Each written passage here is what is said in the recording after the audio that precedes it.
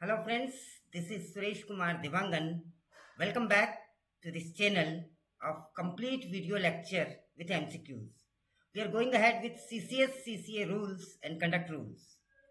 आज के इस वीडियो में we are going to see, as you can see in your right hand side, suspension rules and proceedings we are going to talk about. We are going to talk how the suspended officer is examined and cross-examined. What are the time limits and days given to him for different kinds of documents? And then we will talk about movable and immovable properties, share and debenture investment limits for a central government employees. Dear friends, I would like to tell you, this is part 3 where I am going to discuss from question number 41 to 70. If you wish, rather I should say, you must watch part 1 and part 2 for better understanding, where you will get the explanation and MCQs from question number 1 to 20 in part 1 and 21 to 40 in part 2. And here you will be getting from 41 to 70. So without wasting even a second, let us begin. So today, question number 41. When can the disciplinary authority inquire into the truth of any imputation of misconduct or misbehavior against a government servant? कोई authority, disciplinary authority कब किसी government servant के खिलाफ action ले सकता है? Definitely the answer is very easy, when there is a ground establish. जब तक कोई ग्राउंड ना हो कैसे कोई इंक्वायरी की जा सकती? Who is competent to hold an inquiry when there is a complaint for sexual harassment? Dear friends, it is very clear to everybody, even in a small छोटे से छोटे इंस्टीट्यूशन में एक कमिटी होती है headed by a women employ, और in our case we can say a lady teacher, senior lady teacher, और वो एक सेक्सुअल हैरेसमेंट की कमिटी होती है. वही कमिटी इसकी जांच करेगी.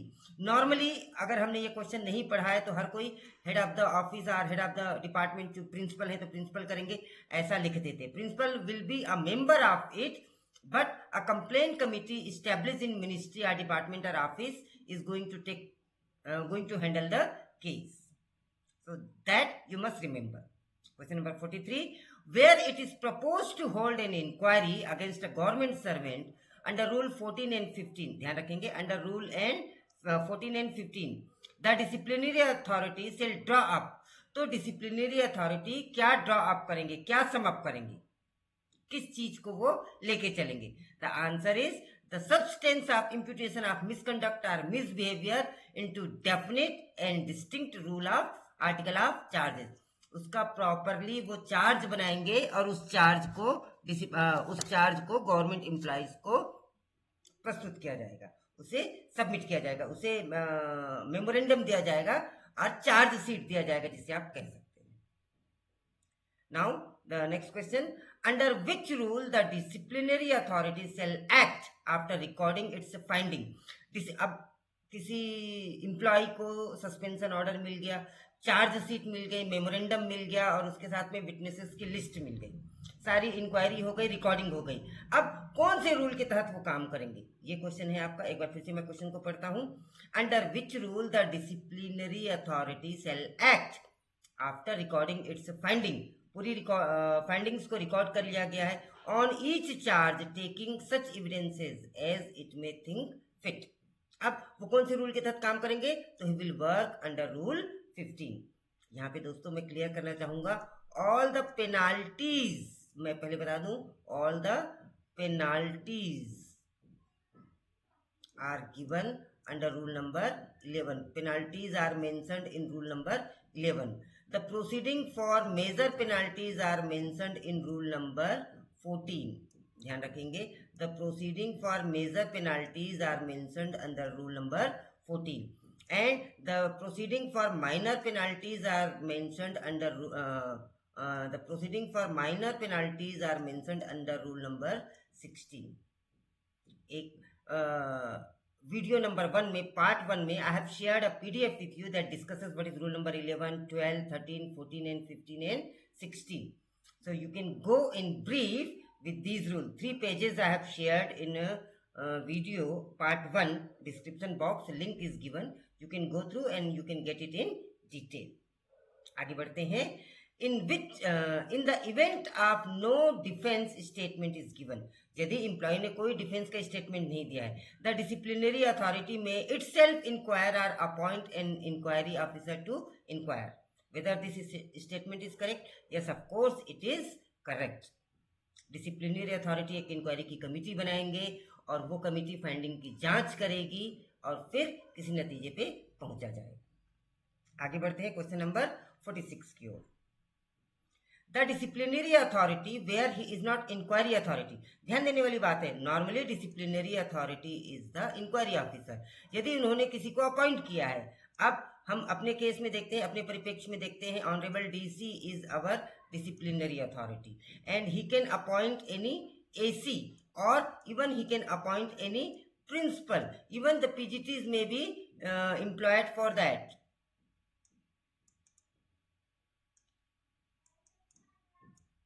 माउस से लिखना थोड़ा सा कठिन होता है. You can understand the thing. So इस एग्जाम्पल के माध्यम से समझेंगे. Where the disciplinary authority where is not inquiry authority shall not forward to the inquiry authority. उस इंक्वायरी अथॉरिटी को वो बहुत सारे पेपर देंगे, पूरे केस की डिटेल देंगे, विटनेसेस देंगे, चार्ज देंगे, ये सब तो देंगे. क्या नहीं देंगे, ये प्रश्न है. What he shell not forward, तो he shall not forward a written brief of the case with direction for conducting inquiry. भाई इंक्वायरी ऑफिसर का खुद का जुरिडिक्शन होगा, वो किस तरीके से इंक्वायरी को कंडक्ट करते हैं, इसके लिए वो ब्रीफ नहीं देंगे. अगर वो ब्रीफ दे दे तो it means the disciplinary authority is biased, या वो तो उन्होंने फाइंडिंग बता दी कि आपको ऐसा करना है. तो he should not be biased and he will not submit any brief written brief of the case and he will not give any direction to the inquiry authority, at least not in written. Question number 47. What is the maximum time allowed or awarded to a government servant to appear before inquiry authority after receipt of the article of charge by the inquiry authority? Inquiry authority ने उन्हें imputation दे दिया है, charge sheet दे दी गई है. अब जब charge sheet मिलता है उसके बाद में उसे 10 दिन का समय दिया जाता है कि वो इंक्वायरी ऑफिसर के सामने प्रस्तुत होके अपने पक्ष को रख सके. इन पर्सन इसे कहा जाता है. Whether you would like to meet in person, ये ऐसी उसकी लैंग्वेज होती है. तो उसे 10 दिन का समय दिया जाता है. यदि 10 दिन के समय में वो नहीं मिलता है तो ऐसा मान लिया जाता है कि he is not interested to meet and he would submit his return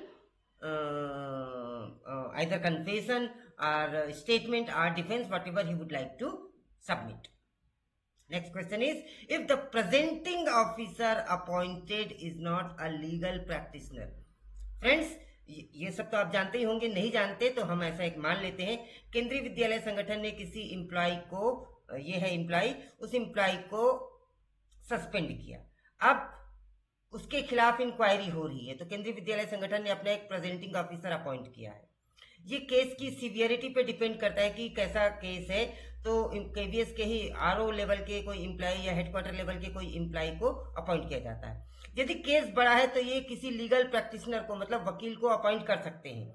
अगर इन्होंने वकील को अपॉइंट किया है तो आप भी डिफेंडिंग ऑफिसर के रूप में किसी वकील को अपॉइंट कर सकते हैं. यदि इन्होंने वकील को अपॉइंट नहीं किया है तो आप भी वकील को अपॉइंट नहीं कर सकते हैं. केंद्रीय विद्यालय संगठन का ही कोई ना कोई आपका एम्प्लॉय होगा, किसी भी लेवल का वो एम्प्लॉय हो सकता है जो डिफेंडिंग ऑफिसर के रूप में एक्ट करेगा. तो क्वेश्चन वही है, if the presenting officer appointed in a legal is not a legal practitioner then can the government servant engage legal practitioner as defence assistant. तो सीधा सीधा आपका उत्तर हो गया नो. और यस कब होगा, यदि उन्होंने अपॉइंट किया है legal practitioner. How many cases can be pending with a government servant who is acting as defense assistant to the government servant under charge? हाँ, ये बहुत अच्छा प्रश्न है. इस प्रश्न में कंफ्यूजन होता है इन दो उत्तर में, उसे मैं क्लियर कर दूं, आप ध्यान से सुनेंगे. आप एक डिफेंस ऑफिसर के रूप में एक्ट कर सकते हैं. कोई भी पीआरटी, कोई भी सब स्टाफ, कोई भी टीजीटी, कोई भी PGT, even principal can act as defending officer for any of the employee. Even he or she can be an employee of any central government institution. उसे ये है कि वो अधिकतम एक साथ 4 केस लड़ सकते हैं. अधिकतम 4 केसेस में वो डिफेंडिंग ऑफिसर हो सकते हैं। यहाँ पे प्रश्न क्या है, how many cases can be pending with a government servant who is acting as a defence officer. तो कितने केसेस पेंडिंग हो सकते हैं? 3 केसेस पेंडिंग हो सकते हैं, और जो चौथा केस होगा वो आपका केस होगा, इसीलिए यहाँ पे 4 उत्तर नहीं होगा। How many cases will be pending, अगर ये प्रश्न ऐसा होता how many cases a defending officer can have all together at the same time, तब इसका उत्तर हो जाता 4 केसेस। इस बात को विशेष ध्यान रखेंगे। Now moving on to question number 50, what is the time limit for furnishing the copies of document to the government servant on his application before the commencement of the examination of witness? आपको जो chargesheet दी गई है उसमें witnesses की list दी गई है। अब आपको कोई एक ऐसा डॉक्यूमेंट चाहिए, कोई कवरिंग लेटर चाहिए, कोई रिलीविंग ऑर्डर चाहिए, या फिर कोई रेफरेंस का लेटर चाहिए, आप जो गवर्नमेंट ने आपको नहीं दिया है मेमोरेंडम के साथ में, चार्जशीट के साथ में, यदि आप वो मांगते हैं तो वो आपको कितने दिनों में दे दिया जाना चाहिए? The answer is within 3 working days it should be given to the officer charged. आगे बढ़ते। I hope my language is clear to you, my ideas are clear to you, my explanation is clear to you. If not, dear friends, I would be very happy if you could write it to me, convey your message through any medium. All the contact numbers are given in the description box. Even you can write your comment in the comment box so that I get to know it, please. Now question number 51, what is the time limit for discovery or production of any document which are in possession of a government but not mentioned in the list referred in sub rule 3? जो government के position में है लेकिन सब rule 3 में नहीं दिया गया है, ऐसे किसी डॉक्यूमेंट्स को यदि आप चाहते हैं कि गवर्नमेंट आपको दे, तो उसके लिए लिमिट तय की गई है 10 डेज। इन दोनों क्वेश्चन में थोड़ी सी समानता है और असमानताएं भी है, जिसे आपको ध्यान से पढ़ने की जरूरत है। ये पूरा पीडीएफ जो हम डिस्कस कर रहे हैं that will also be given to you in the description box, ताकि आप इत्मीनान से पढ़ सके। फ्रेंड्स, आई विल सजेस्ट मेरे साथ साथ ये क्वेश्चन आप जो कर रहे हैं इत्मीनान से देखिए, फॉरवर्ड मत कीजिए, पॉज आप कर सकते हैं, फॉरवर्ड मत कीजिए, एक एक क्वेश्चन को पढ़िए, मेरी एक एक बात को सुनिए, और उसके बाद में आप इत्मीनान से उसे डाउनलोड करके फिर से पढ़ सकते हैं जब भी आपको समय मिलता है। Can a government servant indicate the reference of the document required by him? प्रश्न को समझिए। कैन अ गवर्नमेंट सर्वेंट का तात्पर्य यहाँ पे चूंकि हम सस्पेंशन पढ़ रहे हैं, तो a suspended government servant indicate the reference of the document required by him to be discovered और प्रोड्यूस्ड बाय द गवर्नमेंट। क्या वो ऐसा कर सकता है? डेफिनेटली कर सकता है। जिस भी किसी डॉक्यूमेंट की उसको जरूरत पड़ती है वो गवर्नमेंट से डिमांड कर सकता है। Whether the inquiry authority can, based on the reason recorded, refuse requisition of document by the government servant if it is not in opinion they are not relevant to the case। हाँ, एक suspended officer ने किसी document को मांगा, लेकिन inquiry officer समझता है कि मुझे ये डॉक्यूमेंट देना कतई आवश्यक नहीं है। अगर वो ऐसा सोचता है तो क्या वो रिफ्यूज कर सकता है? फिर से पढ़िए। Whether the inquiry authority can, based on the reason and recorded, refuse, can he refuse, इसको यहां से पढ़िए, whether the inquiry officer can refuse requisition of document by the government servant. आपने जो डॉक्यूमेंट मांगा है उसको रिफ्यूज कर सकता है क्या? इफ इन इट्स ओपिनियन, यदि उनके ओपिनियन में they are not relevant to the case, क्या वो रिफ्यूज कर सकते हैं? डेफिनेटली रिफ्यूज कर सकते हैं। ऐसा नहीं कि आप उनसे कुछ भी मांग ले। इवन आरटीआई का भी दायरा होता है, कुछ इंफॉर्मेशन ऐसी होती है जिसमें लिखा जा सकता है for the security reason the desired information can not be given. ऐसा ही ये केस है। इसके 2-3 प्रश्न बनते हैं, अलग अलग तरीके से प्रश्न बनते हैं। If the document requisitioned by the government servant would go against the public interest and security of the state, वही बात सामने आ रही है। यदि वो कोई ऐसा डॉक्यूमेंट मांग रहा है जिससे सिक्योरिटी को खतरा है, पब्लिक इंटरेस्ट को खतरा है, तो can such document B furnished, क्यों क्या ऐसे डॉक्यूमेंट को दिया जाएगा? इसका उत्तर तो आप स्वयं दे सकते, no it can not be furnished, नहीं, ऐसे डॉक्यूमेंट्स को नहीं दिया जा सकता है। During re examination of witness by the presenting officer, can he take up any new matter without the leave of inquiry officer? क्या इंक्वायरी ऑफिसर के बिना leave here refers to permission.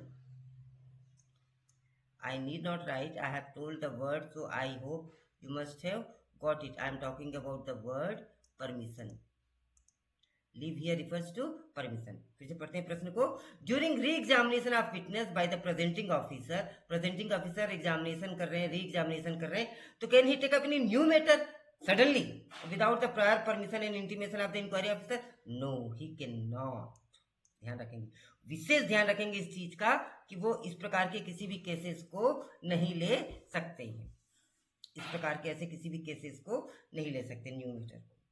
Now how many days can the inquiry be adjourned? बहुत important प्रश्न है, technical question है, जिसे days count करने में दिक्कत होती है. फिर से देखते हैं, how many days can the inquiry be adjourned? Inquiry को कितने समय के लिए एडजर्न किया जा सकता है? In the event of production of new evidence, यदि कोई न्यू एविडेंस प्रस्तुत किया जा रहा है, or witness not listed before by the inquiry authority. Inquiry authority ने कोई विटनेस का जिक्र नहीं किया है और उसे अचानक प्रस्तुत किया जा रहा है, तो कितने दिनों बाद प्रस्तुत किया जाएगा, कितने दिनों के लिए एडजर्न किया जा सकता है प्रोसीडिंग को on behalf of the disciplinary authority? तो सबके आंसर में 3 है, लेकिन एकदम जो करेक्ट आंसर है जो आपको मार्क करना है वो है 3 क्लियर डेज. क्लियर डेज को भी आगे डिफाइन करें, ध्यान रखना. Exclusive of the day of adjournment and the day to which the inquiry is adjourn. आप ध्यान से सुनेंगे, एक्सक्लूसिव लिखा है, इंक्लूडिंग नहीं लिखा है. 11 तारीख को एडजर्न किया गया, तो 11 को नहीं गिनेंगे, तो कौन कौन सी डेट आएगी? 12, 13 और 14, और उसके बाद में फिर 15 तारीख को उसकी इंक्वायरी फिर से होगी. तो इस 11 को भी काउंट नहीं किया जाएगा, इस 15 को भी काउंट नहीं किया जाएगा, ये एक्सक्लूड रहेंगे. तो 3 क्लियर डेज ऐसे काउंट करेंगे. I hope it must be clear to you now. फिर से 3 clear days exclusive of the day of adjournment, तो 11 तारीख हो गया, वो 11 को हमने पोस्टपोन किया. And the day to which the inquiry is adjourn, 15 तारीख के लिए हमने एडजर्न किया, तो इस 15 को भी काउंट नहीं करेंगे, 11 को भी काउंट नहीं करेंगे, 12, 13 और 14 को काउंट करेंगे. आगे बढ़ते हैं अगले क्वेश्चन की ओर. Which can when can an evidence be permitted to be called or recalled during the course of inquiry? किसी भी एविडेंस को कॉल करना या रिकॉल करने की परमिशन कब दी जा सकती है? टेक्निकल क्वेश्चन है. when there is an inherent lacuna or defect in the evidence which has been produced originally. यदि किसी डॉक्यूमेंट को प्रस्तुत किया गया, उसमें कोई लेकुना है, इनहेरेंट लेकुना है, कोई कमी है, तब उसे नए तरीके से प्रस्तुत किया जा सकता है या उसे फिर से रिकॉल किया जा सकता है. Question number 58. After the case for disciplinary authority is close. ध्यान से सुनेंगे. After the case for disciplinary authority is closed, whether the government servant is allowed to state his defense in writing or orally? Yes, definitely, and it should be. पूरा case close हो गया, अब उससे return statement भी लिया जाएगा, oral statement लिया जाएगा और उसकी एक कॉपी भी उसे दी जाएगी. तो आंसर हो जाएगा yes, it should be recorded and a copy may be furnished to presenting officer. Presenting officer को भी दिया जाएगा और चार्ज्ड ऑफिसर को भी दिया जाएगा कि ये आपने स्टेटमेंट दिया था. Question number 59. Whether witness produced by the government servant is liable to be examined, cross-examined and re-examined by the inquiry officer? Definitely. ये तो आपको पता ही होना चाहिए. Question number 59 का आंसर हो जाएगा according to the provision applicable to the witness for the disciplinary authority. Now, can an inquiry authority question a government servant after the close of his case to enable him to explain himself or any circumstances appearing in the evidence against? Excuse me.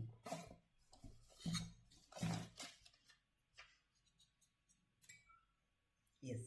Can an inquiry authority question a government servant after the close of his case to enable him explain himself, any circumstances appearing in the evidence against him? एक second के लिए आप समय लीजिए, सोचिए और मुझे उत्तर बताइए, और मैं समझता हूँ कि आप बताने में सक्षम होंगे. इसका सीधा सीधा आंसर हो जाएगा यस. अभी थोड़ी देर पहले यही चीज़ हमने प्रेजेंटिंग ऑफिसर के केस में पढ़ा था और इंक्वायरी अथॉरिटी के केस में भी यही होगा कि हाँ, उसे रिटर्न स्टेटमेंट के लिए, ओरल स्टेटमेंट के लिए बोला जा सकता है. Question number 61. Which of the following need not be submitted? Which of the following need not be submitted इनमें से कौन सी चीज सबमिट करने की आवश्यकता नहीं है? एज रिटर्न ऑफ असेट्स, मैंने आपको बोला था share, debenture, movable, immovable property की भी हम बात करेंगे, तो इसी केस में है। देखिए, which of the following need not be submitted as return of assets and liabilities by a government servant during his entry into the government service। आपकी जो पर्सनल फाइल होती है, आपकी जो रिकॉर्ड होती है, उसमें एंट्री के लिए कौन सी चीज बहुत ज्यादा आवश्यक नहीं है? प्रश्न क्या, आवश्यक है कि आवश्यक नहीं है? विच of the following need not be submitted, इनमें से कौन सी चीज को आपको सबमिट करने की आवश्यकता नहीं है? तो देखिए, इमूवेबल प्रॉपर्टी इनहेरिटेड, ओन्ड और एक्वायर्ड बाय हिम, इसको तो आपको सबमिट करना पड़ेगा। शेयर एंड डिवेंचर की जानकारी देनी पड़ेगी। अदर मूवेबल, अगर मूवेबल है या इमूवेबल है उसकी जानकारी तो आपको देनी पड़ेगी। लेकिन यूटेंसिल्स और क्रॉकरी एंड बुक्स, इसकी आवश्यकता नहीं है। ये एक ऐसा साधारण प्रश्न है कि जिसे आप सिंपली उत्तर दे सकते थे। Under which of the following circumstances should a government servant report to the authority while entering into a transaction of a movable property। Movable property का जब आप कोई ट्रांजेक्शन कर रहे हैं तो ऐसा कौन सा केस है जिसमें आपको जानकारी देनी पड़ेगी? तो माय डियर फ्रेंड्स, ध्यान रखेंगे, 2 माह की यदि बेसिक सैलरी से ज़्यादा का आप ट्रांजेक्शन करते हैं तो इसकी सूचना आपको अपने अधिकारियों को देनी होगी।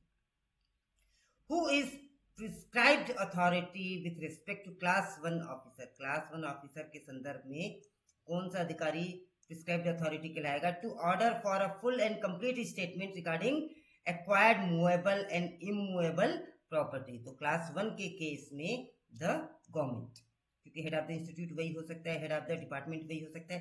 कैग बहुत बड़ी संस्था हो जाती है, he can not hold the things for all the class 1 officer. So the government, one of the representative of the government has to be reported। Question number 64, which rule under CCS conduct rule prescribes the forms specified in the schedule for submission of the movable and immovable property? इसमें समझने का कुछ भी नहीं है, सीधा सीधा याद करने वाली बात है कि कौन से रूल के तहत हम मूवेबल इमूवेबल प्रॉपर्टीज की एंट्री करते हैं। And the right answer is rule 18(1)। आप पीएनटी से, पर्सनल एंड ट्रेनिंग डिपार्टमेंट के रूल से इसे पढ़ भी सकते हैं, पीडीएफ के रूप में मौजूद है। Whether participation in an auction and bidding by a government servant is allowed, आपको सबको पता है बिल्कुल अलाउड नहीं है। When the auction is conducted by his own office और मिनिस्ट्री, तो it is prohibited, it is strictly prohibited. Question number 66, अंतिम 4 प्रश्न की ओर हैं, बहुत ध्यान से देखिएगा। आप बहुत पेशेंटली इस वीडियो को देख रहे हैं, समझ रहे हैं, मेरा ऐसा मानना है। बाकी आपके विचार क्या हैं ये आप स्वयं बताएंगे। Whether it is needed to scrutinize regularly the returns submitted by officers of Central Secretariat Service and Cabinet Secretariat Service। ध्यान देंगे, आपके हमारे द्वारा रिटर्न को रेगुलर स्क्रूटिनाइज करना तो जरूरी है, लेकिन whether it is needed to scrutinize regularly the returns submitted by officers of Central Secretariat Service and Cabinet Secretariat Service, प्रश्न यहाँ पे बनता है। So it is, the answer is no need to scrutinize regularly। उनका भी अपना एक time frame है जिसके अंतर्गत उसको स्क्रूटिनाइज किया जाता है। It is not needed to be scrutinise regularly. Now, whose certificate of valuation submitted by a government servant could be accepted when a building is constructed at a cost not exceeding 10,000 in a village? गांव में हम 10,000 रुपए की value का कुछ construction work करा रहे हैं तो हमें वैल्यूएशन सर्टिफिकेट कौन दे सकता है? बिल्कुल सिंपल सी बात है, तहसीलदार साहब जो हैं गांव के, वो हमें ये सर्टिफिकेट प्रदान कर सकते हैं। Question number 68, what is the upper monetary limit for a government servant group A and B? Group A and B servant के लिए for initiation of transaction in share, debenture etcetera with the prescribed authority, upper limit क्या है? Share and debenture में investment की upper limit क्या है? If the total transaction in share, debenture etcetera exceeds 50,000 then we need to inform. Question को फिर से पढ़ दूं, what is the upper monetary limit for a government servant for initiation of transaction in share, debenture with the prescribed authority? With the prescribed authority मतलब with prior permission to the prescribed authority. Second last question, what is the prescribed limit for undertaking a repair, minor construction work in respect of any immovable property belonging to a government servant for which prior intimation to prescribed authority is necessary. कितने रुपए का construction आप कराएंगे उसकी पूर्व सूचना लेनी आवश्यक है। प्रश्न ऐसा कहता है and the answer is above 10,000। If the estimates exceeds 10,000 rupees, then you must inform and intimate your authority. And the last question of the day, my dear friends, when can a government servant having a spouse living enter into a contract, a marriage with any person? शादीशुदा व्यक्ति पत्नी के रहते हुए कब दूसरी शादी कर सकता है? वैसे तो कभी भी नहीं कर सकता, but as a rule when such marriage is permissible under the personal law of the government servant. ध्यान रखेंगे, personal law of the government servant means the religion are the board that he belongs to. If it permits, then it is allowed. So the answer is A. So my dear friends, that's all for today. I hope whatever we have gone through today must have been very clear to you and is going to be useful to you. Keep on watching this video and please do tell me how did you like it or what are the shortcomings of it, so that in the next videos I can improve and I can come with a better hand. Thank you. Have a nice day. Thank you for watching this video. Have a good day.